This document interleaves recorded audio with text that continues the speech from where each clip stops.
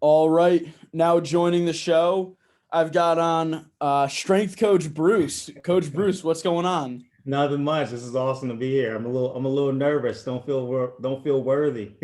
No, nothing to be nervous about. I feel like this one's actually been long overdue getting you on. So I'm happy to get you on while you're down in Bama right now. People will be hearing this episode Friday, Oh, so cool. your son will be Graduation graduating day. from Alabama. As a dad, how are you feeling about it? The nerves must be crazy. Nerves are crazy. I'm all over the place with emotion because I'm excited at the same time. Yep. But I'm looking at, holy cow, I'm getting old now because I have a college graduate in the house. Um, one more another year and a half after him. So we'll see. But it's definitely exciting. Time really, really went by. I'm waiting for kind of his next move. Just want to be here to pick up the pieces if there is any, if he needs me to be, supportive, whatever he wants to do after this, and kind of take it from there. That's awesome. That's it. I mean, you've still got David. He's at Springfield still, but we were talking the other night. Sounds like he might be graduating early, so you might have back to back graduations. Yeah. Yeah. Well, if he's smart, he'll save 60 grand and get out of there early if he can. That's a life lesson I'm trying to hope for that he'll take advantage on, or not. I know he wants to do some YouTube stuff. So, again, he's totally different goals than Ty, and I encourage that. And, if he needs to stay the extra year, that's fine. But he definitely has an opportunity to move away a little bit earlier. So I would prefer to encourage that so he can just kind of get things going and really wants to do. Yeah. So when we do an interview, I always say it's kind of like to start back at the beginning and then kind of work towards what they're doing now, whether it be a Sure. musician, a comedian, an athlete. So when did you really get into lifting and just pretty Oh, much so you want the worrying about your health? story. You want the story, huh? I You do want the want that. I don't real think I've actually story? ever really heard the story. So I don't think anybody's ever really heard the story except for maybe a few people. They just know I'm some dude that trains kids for a living and adults at some point and have a little bit of a medical background. That's usually how I go. But it all started way back when I was 12. okay, Um, I have two older sisters, but they're about 10 and 13 years older than I am. I'm 50. And when I was 12, my middle sister, she was a competitive bodybuilder. So let's take that back to 1983. hmm I was pretty much in, let's say, middle school. Didn't really have a great experience in middle school. Picked on because I was this real short, quiet, skinny kid. So that's all I'm going to really say about that. But that kind of really what put me on my path. Just got tired of being hassled every day. Started going to the gym with my sister. Didn't really like it, according to what she said. She was always like, when are we going to leave? I was always saying, when are we going to leave? This is crazy. She was on a bodybuilding team hmm in Hartford, and that's pretty early for a woman to be in bodybuilding in the early 80s. That was unheard of. So I think that's part of the reason why I don't let any of my female athletes play the gender card with me for the most part, treat because everybody I grew equal. up Yeah. yeah, I grew up with watching her in the weight room, which was pretty cool. So that was me backstage with her when she was a competitive bodybuilder, and pump up room, and the protein shakes. The protein shakes back in back in those days. I remember us, we were at home in the kitchen, and you take a saucepan, you put some whole milk in it, you crack 4 to 6 whole eggs. Put some vanilla extract in it, and you take one of those whisk beaters and you Yep. beat it up. Oh, sorry, a scoop of vanilla ice cream, beat it up, and then that's your shake. And that was my shake for a very long time before That I sounds started. awful. Yeah, it was well, I didn't know any better. It was the vanilla ice cream and the vanilla extract that That we're able to help you keep it down at least. yeah, you keep it down exactly. Um, but that was, and then after that, it kind of segued into the weeder products. But cut to the chase. When I got my license at 16, first thing everybody wanted to do was go to a drive-through. First thing I did was drive myself to the gym, and it kind of started there. Did you go to the drive-through after or no? Actually, no, man, because I was on that, eating healthy thing. So there was Yep. really nothing to do for me. No, there was no McDonald's, any of that stuff. I was going to Kmart with my mom and buying Tupperware and blenders at 16, 17, crazy, right? Yeah. So, so let's shoot up a little bit further. That puts me, 18, I was at Springfield College, graduated high school in '89. Then went to a junior college in South Carolina. My dream school was Clemson, but wasn't too smart to get in. So I went to a small junior college about 30 minutes from Clemson called Anderson College. And my very, very first client at the time was my college roommate. So that puts us at 1990. And he happened to be a Olympic table tennis player from Jamaica, believe it or not. So by the time I had met him, he had already gone to the '88 Olympics, in 92, 96, and a few after that. But I met him and we started training. So that was kind of my first pro Olympic athlete. So what was the exchange process like? Was it you would help him work out for like 2 hours and then you guys would play ping pong for an hour? Like it was Oh, kind of you like you can't guys say would trade yeah, skills. one thing I learned is you can't say ping pong. It's either TT or Oh, table tennis. Ping pong is because it's American. It's a recreational thing. When I saw that guy's visa from where he's been as far as traveled all over the world, and playing, I remember in college, so it was in South Carolina. We drove to Georgia one weekend. I used to watch him go play money tournaments in Georgia. So we drove to Georgia one weekend and I watched him play the number one guy in the world, who was from Sweden, and he beat him and he walked home with $5,000. Now that's 1990, college student. He walks home with a $5,000 check in his pocket, and he was doing that every other weekend. So I that's mean, the stuff I got. five grand at the time for a college student must have been good, but 5 grand now for a college student would be awesome. Either way, I any was place that eating, you're a pro scholarship back in the getting day, 5 grand. yeah, I was eating Burger Buddies from Burger King. They were 50 cent. Right now they call them sliders, but Burger King used to sell them 50 cents. You get 3 sliders. And my mom would send me $50 every 2 weeks. And first thing I would do is go to Domino's and then go to Burger King, get those Burger Buddies. That's not too bad. um, So were you kind of like yeah. his hype man when you guys would go to these tournaments, or more like a No, no, manager? just no, man. I was just sitting back watching. I was in awe of the athleticism, but unfortunately, I think that was my first kind of like being an eyeball of what a strength coach looks at. Because I'm more in awe of not so much as the table tennis, but as much as like, okay, what's required for him to hit this little small white ball 6 feet across the table at Mhm. over 100 miles an hour, right? And then watch him play at least 10 feet back off the table, and the explosive. So what I keyed in was, holy cow, you have to be very explosive, hand-eye coordination. He had quads, some big thigh muscles, so and big glutes. So I know he could, he was putting a lot of power behind that ball. That's the stuff that I keyed in on. It was really, really weird before I even knew I was keying in on it. I was just I was watching his speed, and I was watching the speed in which the ball traveled, and that kind of started it from there. I mean, I knew, once I graduated there, I was trying to find a school, and I thought I was going to be, my dream job at the time was going to be a cardiologist. And I figured I was going to go on the path of that. That's why I chose exercise physiology as a major. Once I graduated there, I graduated with a 2-year degree in business. And then I went transferred into Springfield College for undergrad for exercise physiology. Yeah. Health and fitness. And then once I graduated health and fitness, I went back there. I moved to Atlanta for a little while in '95. Once I finished my undergrad, I did my internship down there in a hospital. Thought that's where I was going to be for the rest of my life, become a cardiologist. I love the heart. I fell in love with cardiac rehab. I did cardiac rehab for 10 years, I would say, not at one place, but I worked at Brattleboro Memorial Hospital. So I used to live in Vernon, Connecticut. So that was about a 2-hour commute to Brattleboro. And then I worked at St. Francis in Hartford. And then I obviously did my first cardiac rehab job down in Atlanta when I was doing my undergrad internship. So And you were living in Vernon and driving to Brattleboro, Vermont.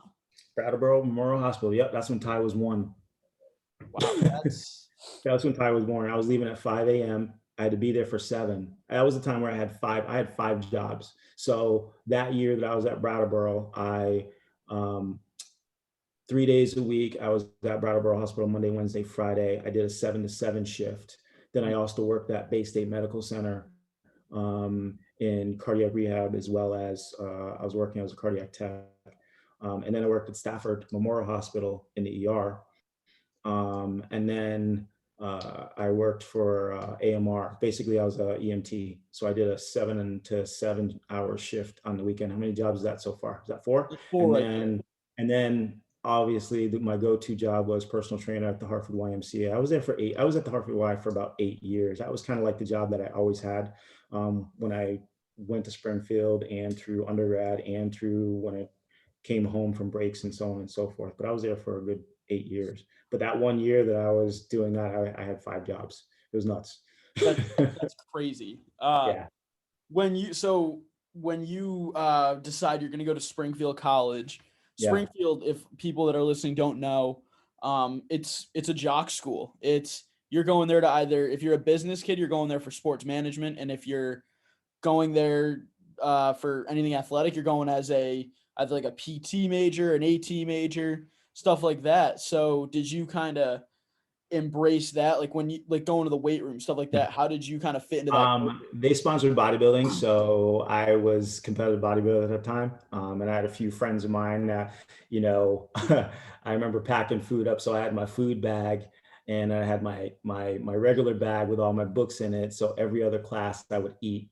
I was working full time at the Hartford YMCA. I was actually the fitness director for the YMCA. So what I did was I went to Springfield full time undergrad, lived with my parents, didn't live on campus. So pretty much what I did was I went to class. I ate one meal at second class. Next meal, I would pull out the tape recorder. Yes, I'm dating myself. Pull out the tape recorder, put it on my desk, go into my food bag, and literally would pull out a piece of Tupperware that had three to four pieces of chicken breast in it, 2 cups of brown rice, 2 cups of broccoli, and then I had a Metrix protein shake all at the same time, sit in the back room eating while I was listening to the lecture because I could take notes later because I was recording it. So It's not a bad idea. no, not a bad idea. Take notes. And then that's how you just get it in when you have to. And then before I would go to work at the Y, during my last class, I would go to the fitness center, do my workout, do my lift, and then go to the Y, work from 2 to 9 at the Y, close the gym down, and then stay there and do my cardio. And then repeat that all over and over again. That's a pretty So packed day for what, a 21, 22-year-old kid? yeah, pretty much. Yeah, yeah. But that's all I knew. That's all I wanted to do. Again, it all harkening from the rough years of middle school. It's either become an asshole because you're picked on, or do something good with it. And I knew what fitness did for me as a young kid, giving me confidence and everything else. And I knew I wanted to do it as a career, but I didn't know if you could make any money doing it until I think I was 16. I read in one of my bodybuilding magazines that Mick Jagger paid his trainer 200 grand a year to drive around town, drive around with him during shows. I'm like, oh, okay, I guess you could do okay with it. So I'm like, all right. Yeah. So that just solidified, stay in the industry for a little while, maybe pursue cardiology, but let's see what happens with this. Now, given the choice, if you could go back, like 23-year-old Coach Bruce, and any celebrity you want offers to pay you that money to go around with them, you're their personal trainer. At the time, what celebrity are you gonna pick? At that time, let's Yeah, see. we'll go at that time and now. Like if you got picked now. Um, Listen, I'm not really big on name dropping, but I had the luxury of training Willie Nelson's manager for 10 years. Not bad. That's good enough for me. He didn't travel with Willie. He just, he managed Willie from afar. He's an American icon. So, I got to go to a lot of shows, see a lot of different things, hang out on the bus, got to smell the Willie weed a little bit, didn't smoke it, but definitely got to smell it. So you were on tour pretty much with Willie Nelson from time no, I to was no, I wasn't. The gentleman, he lived here in Connecticut, and he managed Willie, pretty much just from living remotely. here. 'Cause Willie was on the road 364 days out a year. So my job with him, pretty much, he was a triathlete. So his manager, he pretty much saw me 5 days a week. He had a tri coach. So he was swim, bike, and running and seeing me. And you can probably count out of the whole 10 years I had him. you could probably count on one hand how many times he actually canceled a session. I probably canceled more because I was, engulfed with a new wife and babies and so on and so forth. So I was probably a little bit more of a burden than anything else. But no, it was a great period of my life because having that experience, I know exactly where I was in 9/11. I was in his basement Wow. training him, and we were watching, and at that time I was also a training manager for Equinox in Darien, Connecticut. So I was down kind of in that area. And my next, once I left his basement, I would go into my full-time job, which was training manager at Equinox. And, half everybody there were Wall Street, or if it wasn't, there's their wives or somebody, family member. So I know I'm kind of taking a left turn here with the conversation, but that's kind of my life. I've kind of bobbed and weaved and done a lot of different things, and it's all one big mishmash. Now, when you look at, you've trained with just about everybody. When you're training with people from Northern Connecticut, I mean, it's a different demographic versus that Wall Street, like you said, either the wives of them, a family member of Mhm. them, or the guy that works on Wall Street. Yeah, or the kids. A big Yeah. difference you notice between the people when they're training.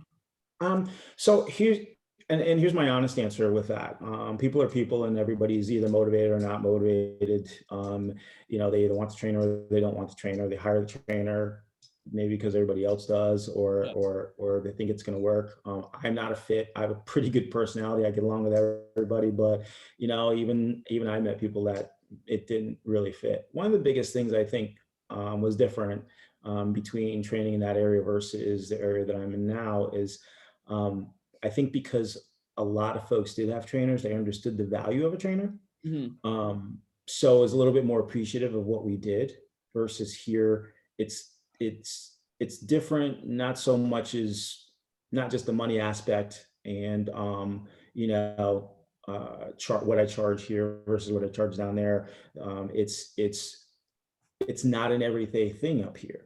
Down there, Right. it's Yeah. like I've always I've always used to say, hey, I'm kind of like, the Ferrari. It's like, not everybody can have one, but everybody has one, Yeah. or the Porsche or whatever the case may be. And down there, it's like everybody has a trainer, and if after me, some people are going to see their tennis coach, because they just had a little bit more financial freedom to hire people to help them get to the goals that they wanted to get to. Here it's working class. So listen, they're going to go to the gym, they're going to take the free one, they're going to get a little bit of assistance, but they're not going to have the disposable income to say, hey, let me hire this guy for 2-3 grand a month, Mhm. for the next 5-10 years. It's a little different story, because I don't even know if I could afford to hire me, That's because it great. is it is it is what it is.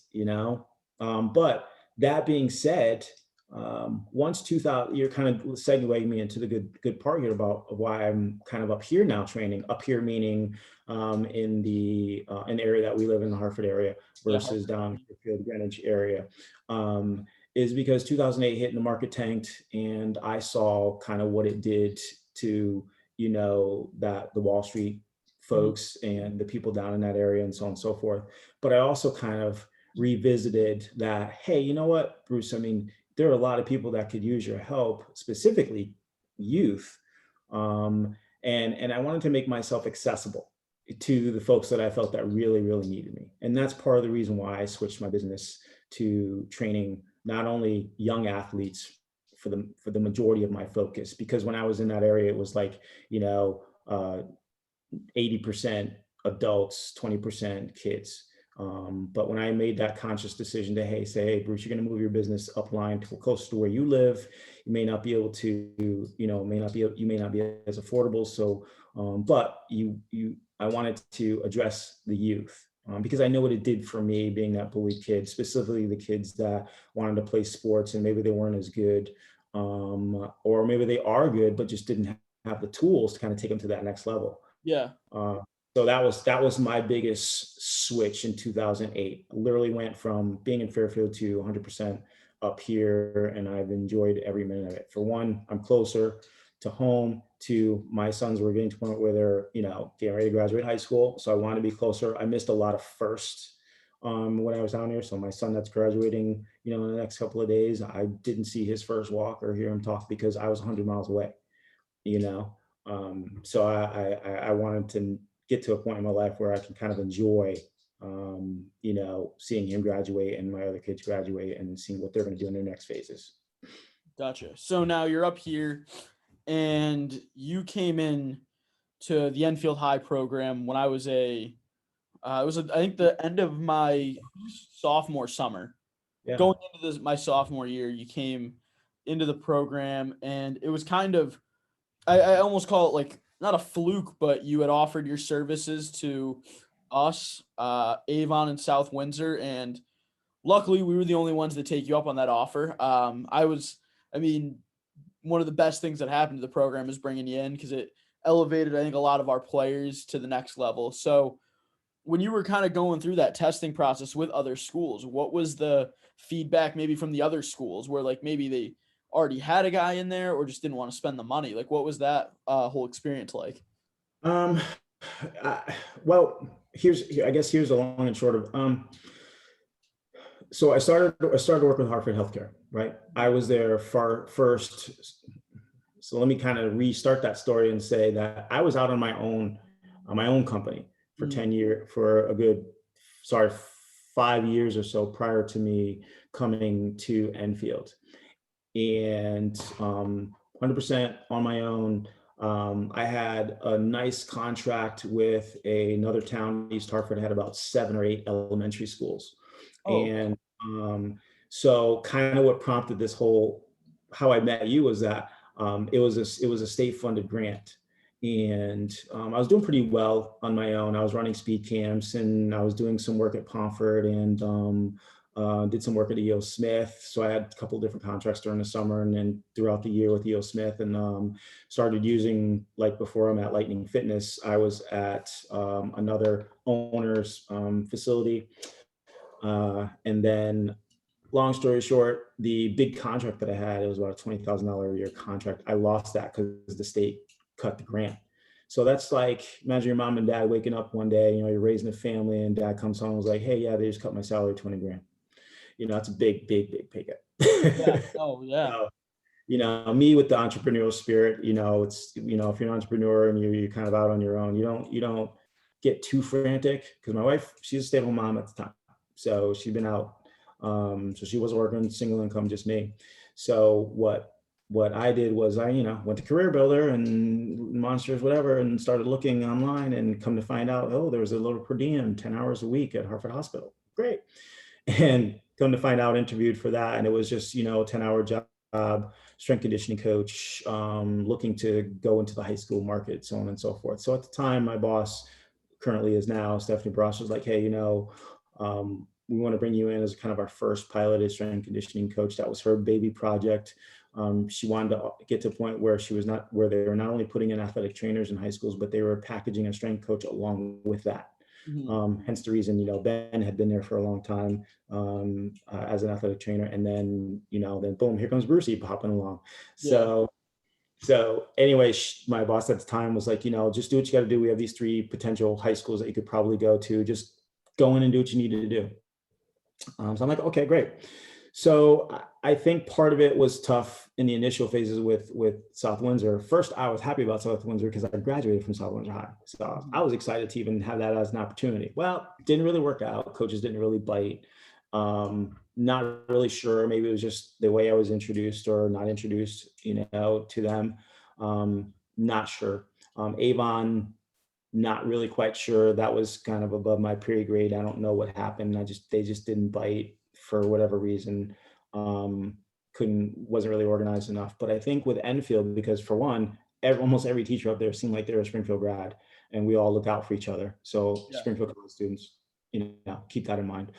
And then two, Ben was awesome because he brought me around. He was an athletic trainer up there, the head athletic trainer, and he brought me around, just introduced me to all the coaches. And but what I did was I just stood back. I didn't go in, Mr. Cool Joe Smo, strength training coach. I'm gonna, get all your athletes bigger, faster, and stronger. I'm pretty quiet by Yeah. nature, and I just sat back and I just watched, and I was humble, and I was like, I'm here to do whatever it is you guys want me to do. I initially set up coaches clinics, and introduce myself and just wanted to assure them I'm not as a sports coach. I'm not here to change, what the football team does for their game strategies. I'm not here to teach baseball players how to pitch better and hit better. I'm just here to, for one, help you guys get stronger, improve your performance. If you have injuries, help you decrease your risk of injuries. There's no such thing as injury prevention, but decrease your risk of injuries by just having stronger athletes, and organize better the weight room for the most part. And that's pretty much how it started. And Enfield was really proactive, and all the coaches were very welcoming, and they made my job very, very easy, to be honest with you. Coach Definitely Liver.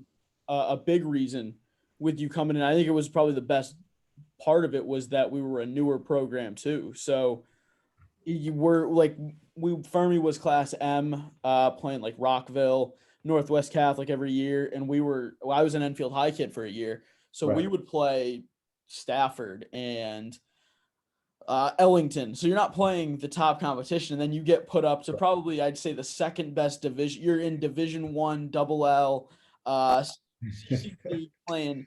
I mean, that first game was Southington on your roster, basically. I think we won one game my sophomore year when we had gotten bumped, and the other we were getting, I think, 50 points put up on us. So it really, I think you noticed it with, I think, probably my class and the class below me, because we were the ones that really started off with you and were able to work through that whole thing. I think that was the biggest benefit when we went from winning one game a year to, I know 4 games a year isn't a lot, but from where we were at, it was a huge boost and a huge jump.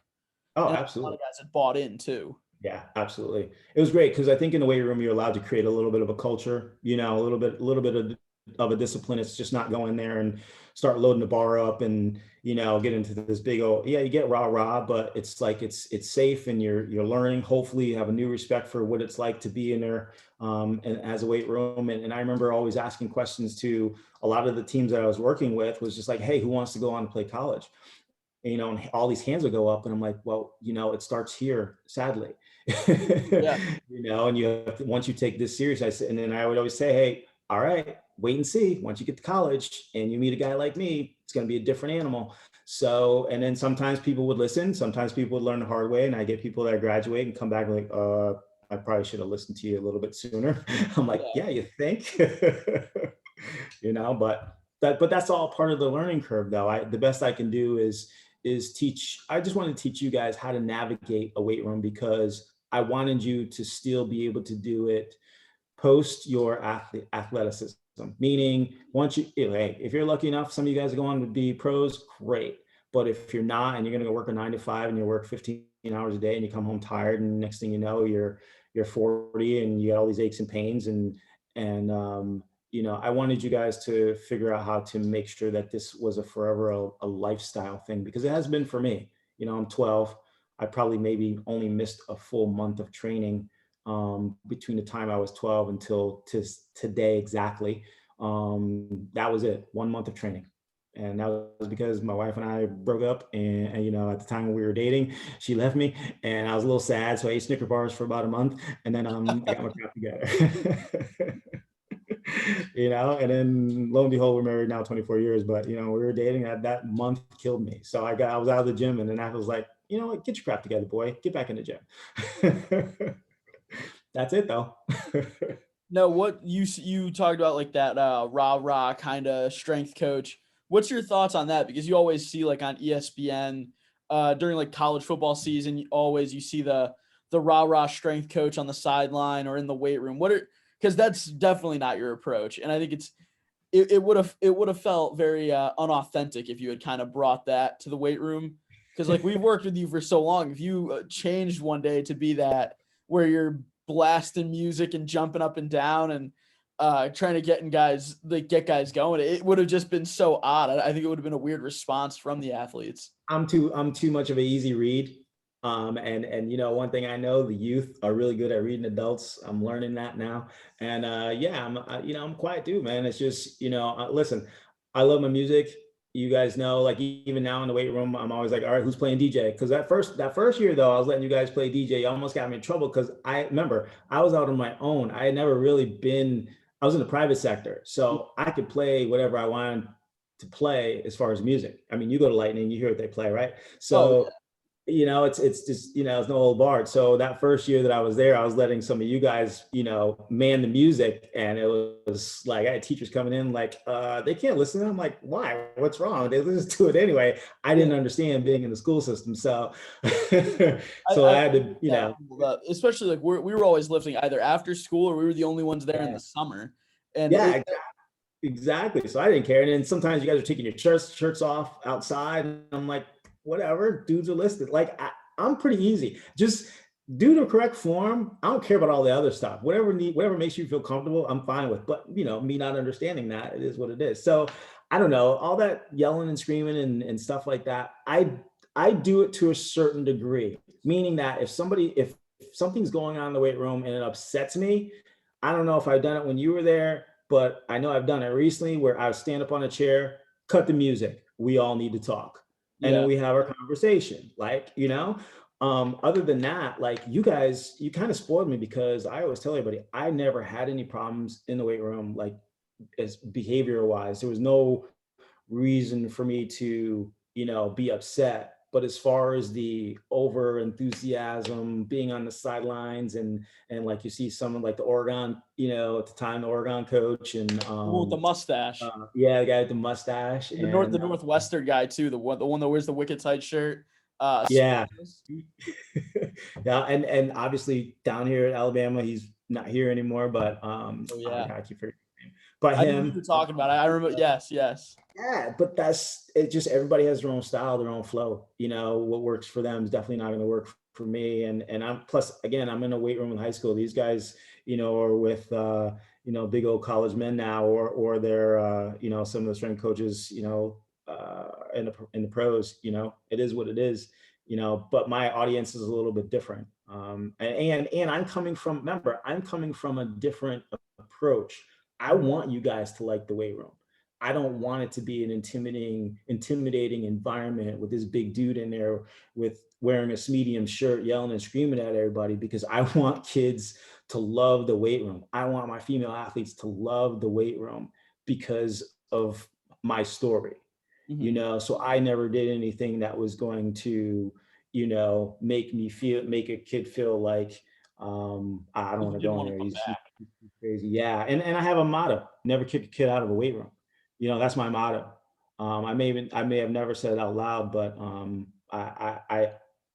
again, my whole story sets the tone of how I am when I'm working with you guys, and I don't need to be that way. You know, I get excited and I get enthusiasm. I'm very encouraging.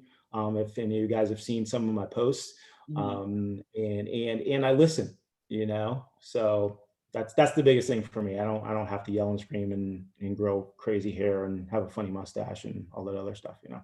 I think the part you did leave out about us taking our shirts off. It was never the receivers and running backs. It was always the offensive linemen. We were the ones that were taking our shirts off and Yeah, of course. squatting with our shirtless and we would always roll our shorts up too.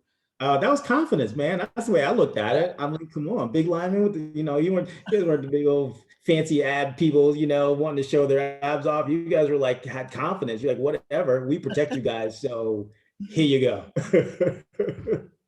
Now, when you've worked with multiple, at least that I know, like Rondell, Wyatt, Kyle. You've worked with guys that are playing high level Division One athletics.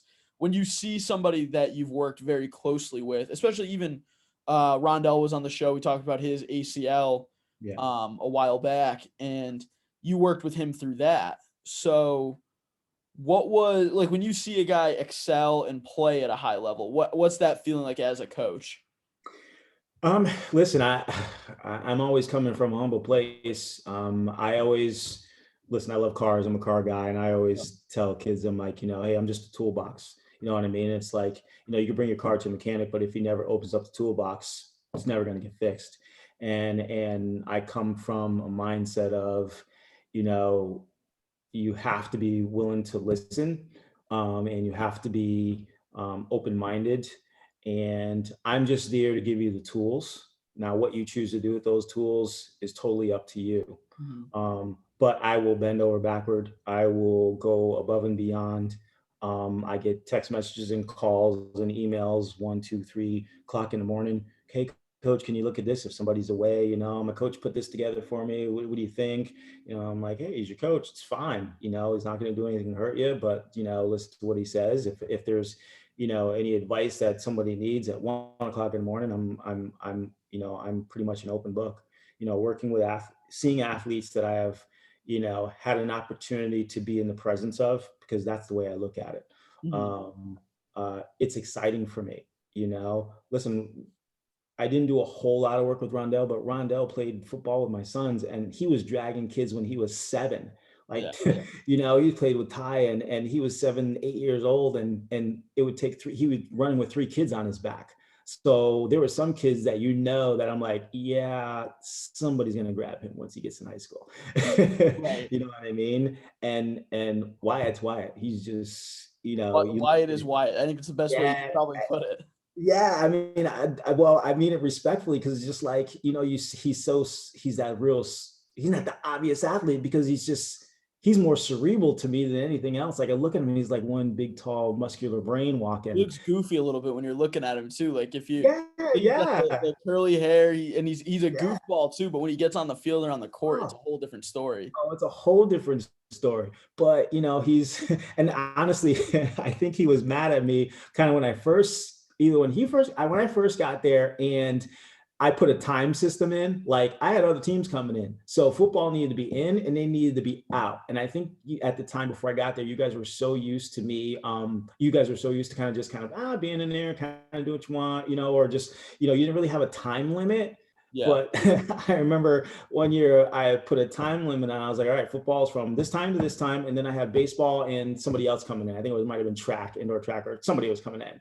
And I was upset with me, because I was like, I know I have this no kick a kid out of the weight room, but I got 40 other kids coming here. So you got to go, homie. Now, if you don't mind, I don't mind you coming back. Or if there's time, you can. But I think that kind of was a shock for him, because I think he really liked being in the weight room. He really Yeah. needed to get some stuff done. He was that quiet. He's that quiet soldier, where he was just getting in the work that he needed to get done to make himself successful, which that's why he is where he is right now.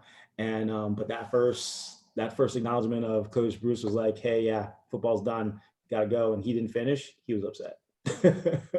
I do think the time limit probably came from our squat days sophomore year. It's just like Oh, hanging out in the weight room, just kind you of. guys would squat for an hour, and I'm like, wait a minute, I got like 6 other exercises here. You guys are 40 minutes into your workout, and you guys in the first rack are still on your third set. I'm like, what's going on? I mean, are we powerlifters where you rest 15 minutes in between sets? We thought we were at the time, I guess. I mean, you're a 16, 17-year-old kid, and you think about it, you're like, oh, I need to take a break. Like that's what the pros do. They take little breaks in between, and we were taking big breaks in between. But Yeah, yeah, yeah. Until I had to implement because then they were like watching wrestling on the phone, so the wrestling mats that were coming up, you guys were watching stuff on the phone, and I was like, yeah, no, phones stay out in the hallway, well, y'all. Ches brought his laptop Oh, I know, into the rack one day when college wrestling was on the tournament. He had it. We were doing I like remember. rack pulls, and we pulled the bar outside, and then had the laptop sitting on the bench on the inside. And so when we were doing our reps, we could just watch it from there. It was like me, him, and Greg, I think. Yes, it was. Now you're at Lightning Fitness now. Like that's how we've kind of stayed together through since I graduated, and that's how a lot of other athletes, coaches, Yeah, and parents they've stuck with you. So what's the Lightning group is definitely a diverse group, but it yeah, kind of all meshes together. You'll yeah, have a lot of people doing the same workouts, but everybody kind of works together. It's a nice cohesive unit. yeah, yeah, exactly. So like some of the kids, so the parents, they do a little mixed bag of their own. Some of the, like, I have a couple of the Enfield kids, they're doing their own thing, and then I have the kind of the average. I think there's a couple of kids that are, well, there is a couple of kids that are basketball players, and they do some of their own stuff too. The parents, I try to keep them in their little corner, because they don't like to do some of the things that the kids do, even though they're perfectly capable of it, Yeah. for the most part. But a lot of it is just kind of like, even under it, for me, it's just teaching people that, you're just trying to be fit. Yes, there are certain things that athletes should do maybe versus the average person. So my school teacher and my person that sells wine, the dad, versus, the Westfield State girls basketball player. Yeah, they should be doing totally different things. But the mindset is that you're here to improve your fitness.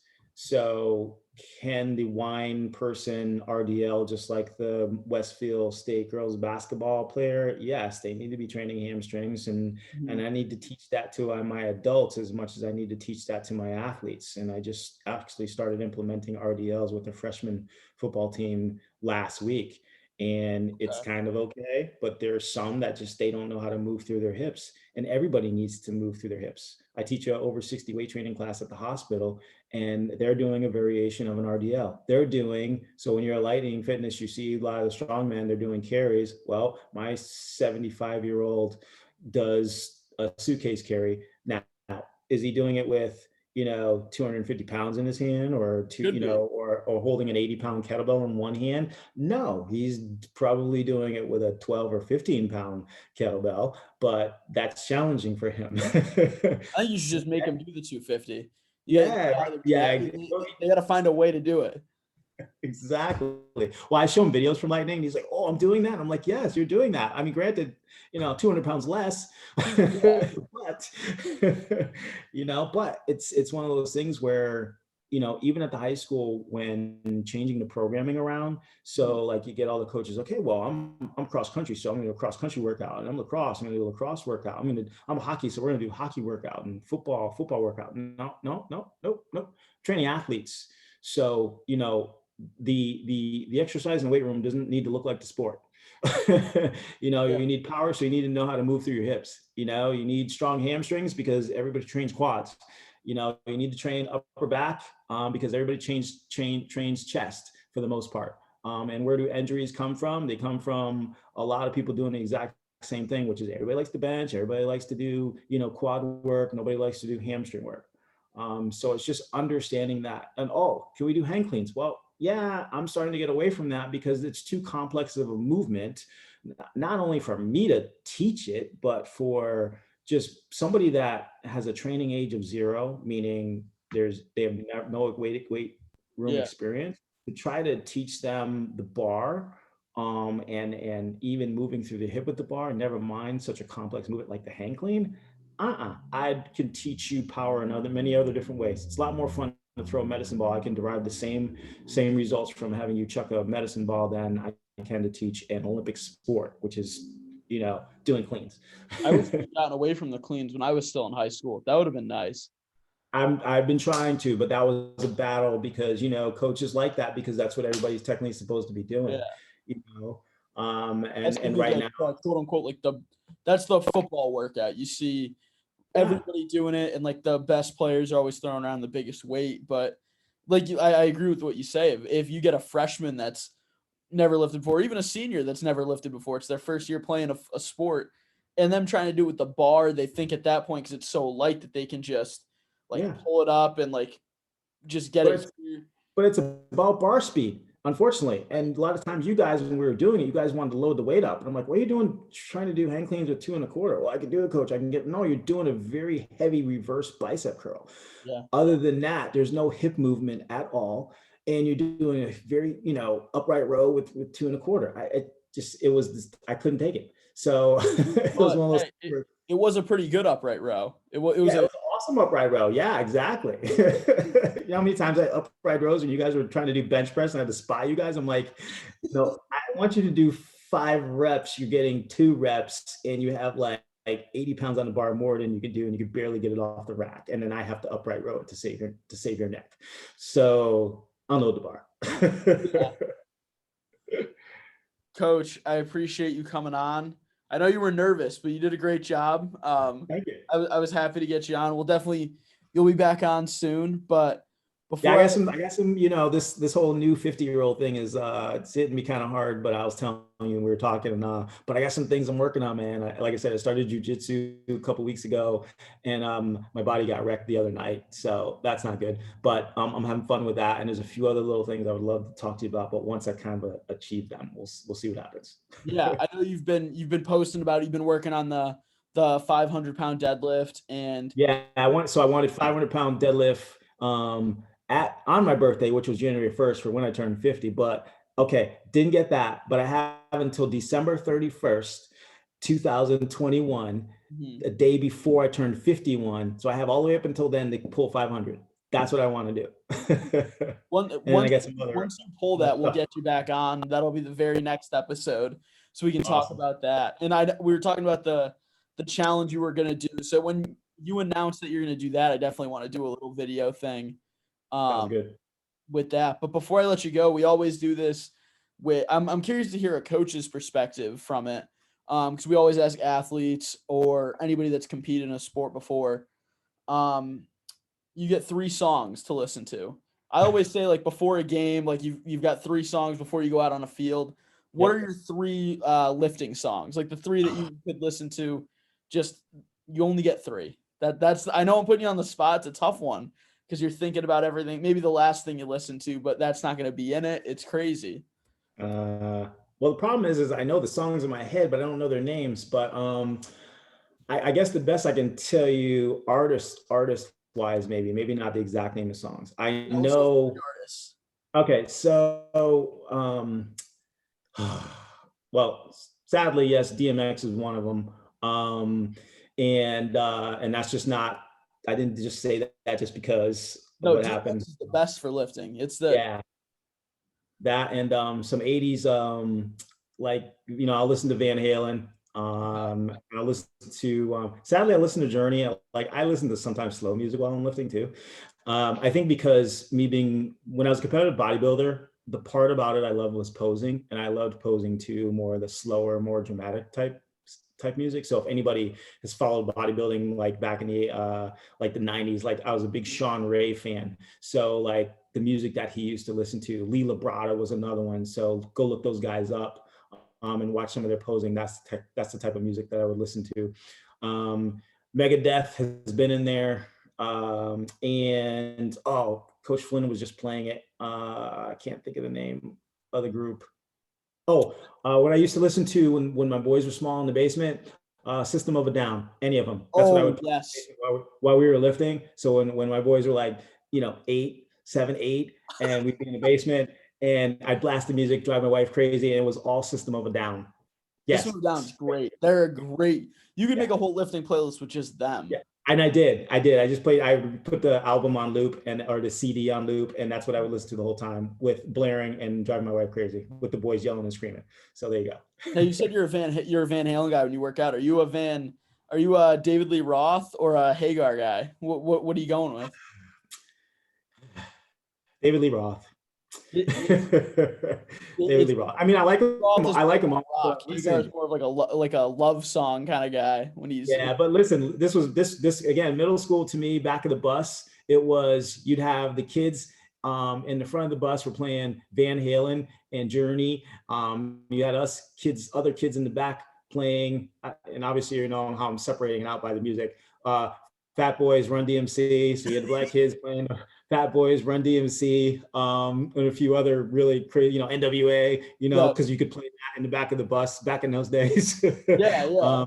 And then then Van Halen, Twisted Sister. So I grew up Van Halen, Twisted Sister, Guns N' Roses. I'll listen to Guns N' Roses too. It's a pretty good playlist. Metallica. Sorry, that's on the list too. Metallica has to be on there. They've got, and especially because their songs are long too. Like one Yeah, is like an 8-minute song with I love guitar that song. solos. It's one might have the best intro of any song I think I've ever heard. Where it's like the Yep. battlefield, you hear the guys like faintly yelling, the gunshots. It's like a minute of that. It's amazing. Great. Now I'm gonna go listen to it. Coach, I appreciate you coming on. Yes, sir. Instagram is what at Strength Coach Bruce. Yes, that's Train Coach Bruce. Go give him a Facebook, follow. Bruce He Video. posts all his lifts, all the challenges he's doing, all his the hopefully upcoming competitions and different stuff he's going to be doing. So go give him a follow. But yeah, expect to be hearing him back on sooner versus later when he pulls 500. So Yeah, absolutely. Coach, enjoy your son's graduation. Great.